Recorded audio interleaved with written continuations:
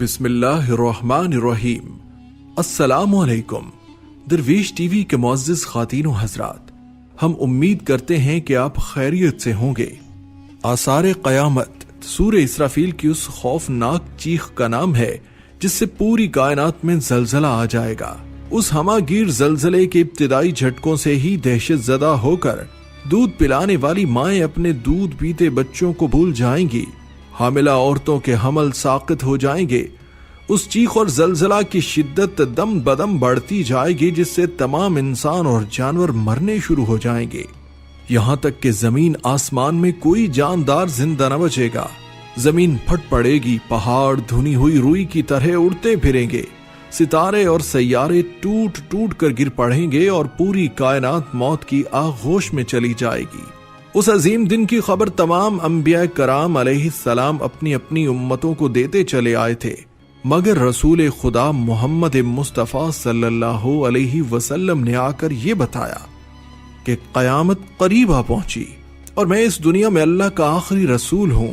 قرآن حکیم نے بھی اعلان کیا کہ قیامت نزدیک آ پہنچی اور چاند شق ہو گیا، اور یہ کہہ کر لوگوں کو چونکایا۔ سو کیا یہ لوگ بس قیامت کے منتظر ہیں کہ وہ ان پر دفتن آ پڑے؟ سو یاد رکھو کہ اس کی متعدد علامتیں آ چکی ہیں۔ سو جب قیامت ان کے سامنے آ کھڑی ہوگی اس وقت ان کو سمجھنا کہاں میسر ہوگا۔ لیکن قیامت کب آئے گی اس کی ٹھیک ٹھیک تاریخ تو کجا سال اور صدی اللہ کے سوا کسی کو معلوم نہیں۔ یہ ایسا راز ہے جو خالق کائنات نے کسی فرشتے یا نبی کو بھی نہیں بتایا۔ جبریل امین نے رسول اللہ صلی اللہ علیہ وسلم سے پوچھا تو ان کو بھی یہی جواب ملا کہ جس سے پوچھا جا رہا ہے وہ سائل سے زیادہ نہیں جانتا۔ قرآن حکیم نے بھی بتایا کہ قیامت کے مقررہ وقت کا علم اللہ کے سوا کسی کو نہیں۔ چند آیات یہ ہے، یہ لوگ آپ سے قیامت کے متعلق پوچھتے ہیں کہ اس کا وقوع کب ہوگا، سو اس کے بیان کرنے سے آپ کا کیا تعلق؟ اس کے علم کے تعین کا مدار صرف آپ کے رب کی طرف ہے، ارشاد خداوندی ہے۔ یہ آپ سے قیامت کے بارے میں پوچھتے ہیں کہ یہ کب آئے گی، آپ فرما دیجئے کہ اس کا علم تو میرے رب کو ہی ہے، اس کو اس کے وقت پر اللہ کے سوا کوئی دوسرا ظاہر نہ کرے گا۔ وہ آسمانوں اور زمین میں بڑا بھاری حادثہ ہوگا، وہ تم پر اچانک آ پڑے گی۔ وہ آپ سے اس طرح پوچھتے ہیں جیسے آپ گویا اس کی تحقیقات کر چکے ہیں۔ آپ فرما دیجئے کہ اس کا علم اللہ ہی کے پاس ہے، مگر اکثر لوگ جانتے نہیں۔ علامات قیامت کی احادیث میں حضرت انس رضی اللہ عنہ کی روایت ہے کہ رسول اللہ صلی اللہ علیہ وسلم نے فرمایا، موت قیامت ہے، پس جو مرا اس کی قیامت تو آ ہی گئی۔ حضرت جابر رضی اللہ عنہ فرماتے ہیں کہ میں نے رسول اللہ صلی اللہ علیہ وسلم کو یہ فرماتے ہوئے سنا ہے کہ میری امت میں ایک جماعت یوم قیامت تک سربلندی کے ساتھ حق کے لیے برسر پیکار رہے گی۔ اس سے معلوم ہوتا ہے کہ مومنین کی ایک ایسی جماعت یوم قیامت تک زندہ رہے گی، مگر احادیث میں صراحت ہے کہ قیامت سے پہلے تمام مومنین کو موت آ جائے گی اور قیامت کے دن کوئی مومن زندہ نہ ہوگا۔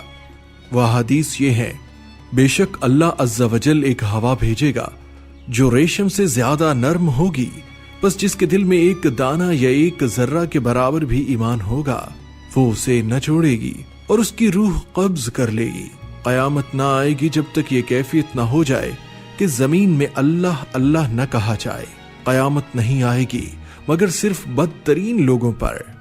قیامت کی علامات کبریٰ میں سے آخری علامت آگ کا نکلنا ہے۔ قیامت کا سور پھونکے جانے سے پہلے زمین پر بت پرستی اور کفر پھیل جائے گا۔ اللہ تعالیٰ کی طرف سے لوگوں کے شام میں جمع ہونے کے اسباب پیدا ہوں گے۔ شام میں حالات اچھے ہوں گے، لوگ وہاں کا رخ کر لیں گے۔ پھر یمن سے ایک آگ نکلے گی جو لوگوں کو ارض محشر یعنی شام کی طرف ہانکے گی۔ جب سب لوگ ملک شام میں پہنچ جائیں گے تو یہ آگ غائب ہو جائے گی۔ اس کے بعد عیش و آرام کا زمانہ آئے گا، لوگ مزے سے زندگی بسر کر رہے ہوں گے۔ کچھ عرصہ اسی حالت میں گزرے گا کہ اچانک قیامت قائم ہو جائے گی۔ حضرت ابو سریحہ رضی اللہ عنہ سے روایت ہے کہ رسول اللہ صلی اللہ علیہ وسلم بالا خانہ میں تھے اور ہم اس کے نیچے باتیں کر رہے تھے۔ میرا خیال ہے کہ رسول اللہ صلی اللہ علیہ وسلم نے فرمایا، جہاں یہ لوگ جائیں گے آگ بھی وہیں جائے گی، اور جہاں یہ لوگ قیلولہ کریں گے آگ بھی وہیں رکے گی۔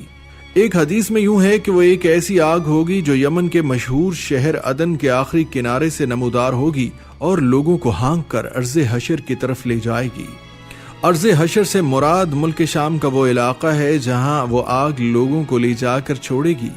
ایک روایت میں یہ بھی منقول ہے کہ وہ آگ حجاز کی سرزمین سے نمودار ہوگی۔ حضرت ابو ہریرہ رضی اللہ عنہ سے مروی ہے کہ رسول اللہ صلی اللہ علیہ وسلم نے فرمایا کہ قیامت اس وقت تک قائم نہیں ہوگی یہاں تک کہ سرزمین حجاز سے ایسی آگ ظاہر نہ ہو جائے جس سے بصرہ کے اونٹوں کی گردنیں روشن ہو جائیں، جبکہ حدیث میں اس کا بھی یمن کی جانب سے نمودار ہونا بیان کیا گیا ہے۔ اس بارے قاضی ایاز نے فرمایا کہ ہو سکتا ہے قیامت کی نشانی کے طور پر جس آگ کا ذکر کیا گیا ہے وہ ایک نہیں دو ہوں، اور وہ دونوں لوگوں کو گھیر کر ہانک کر ارض حشر یعنی ملک شام کی طرف لے جائیں گی۔ اور یہ بھی ممکن ہے کہ وہ آگ تو ایک ہی ہوگی جو ابتدا میں یمن کی جانب سے نکلے گی، لیکن اس کا ظہور حجاز کی سرزمین سے ہوگا۔ اس موقع پر اس بات کی وضاحت بھی ضروری ہے کہ اس سلسلہ میں صحیح بخاری کی جو روایت ہے جس میں یہ فرمایا گیا ہے کہ قیامت کی علامتوں میں سے سب سے پہلی علامت وہ آگ ہوگی جو لوگوں کو مشرق کی طرف سے گھیر کر ہانک کر مغرب کی طرف لے جائے گی، جبکہ حقیقت میں وہ آگ سب سے آخری علامت ہوگی، جیسا کہ حدیث میں مذکور ترتیب سے بھی واضح ہوتا ہے۔ اور صحیح بخاری کی روایت میں آگ کو جو سب سے پہلی نشانی قرار دیا گیا ہے تو اس اعتبار سے ہے کہ آگ قیامت کی ان نشانیوں میں سے سب سے پہلی نشانی ہوگی جس کے بعد دنیا کی چیزوں میں سے کوئی چیز بھی باقی نہیں رہے گی، بلکہ ان نشانیوں کے وقوع پذیر ہونے کے ساتھ ہی سور پھونکا جائے گا۔ ان کے برخلاف حدیث میں جن نشانیوں کا ذکر کیا گیا ہے ان میں سے ہر ایک نشانی کے بعد بھی دنیا کی چیزیں باقی رہیں گی۔ ایک ایسی ہوا کا بھی ذکر کیا گیا ہے جو لوگوں کو سمندر میں پھینک دے گی۔ یہ روایت بظاہر اس روایت کے خلاف ہے جس میں آگ کا ذکر ہے، پس ان دونوں روایتوں کے درمیان مطابقت و یکسانیت پیدا کرنے کے لیے یہ کہا گیا ہے کہ اس دوسری روایت میں لفظ ناس لوگوں سے مراد کفار ہیں، کیونکہ مسلمان تو اس وقت ہوں گے ہی نہیں اور ان کفار کو ہانکنے والی آگ ہوا کے سخت جھکڑ کے ساتھ ملی ہوئی ہوگی تاکہ ان کفار کو سمندر میں دھکیلنے کا عمل زیادہ تیز رفتاری کے ساتھ پورا ہو۔ سو قرآن کریم میں اس حقیقت کی طرف اشارہ کیا گیا ہے، ایک زبردست آگ جو یمن سے نکلے گی اور لوگوں کو ہانکتی ہوئی محشر کی طرف لے جائے گی۔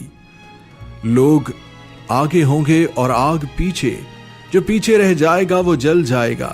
یمن میں کئی آتش فشاؤں کے دہانے موجود ہیں، قیاس یہی ہے کہ یہ آگ یہیں سے نکلے گی۔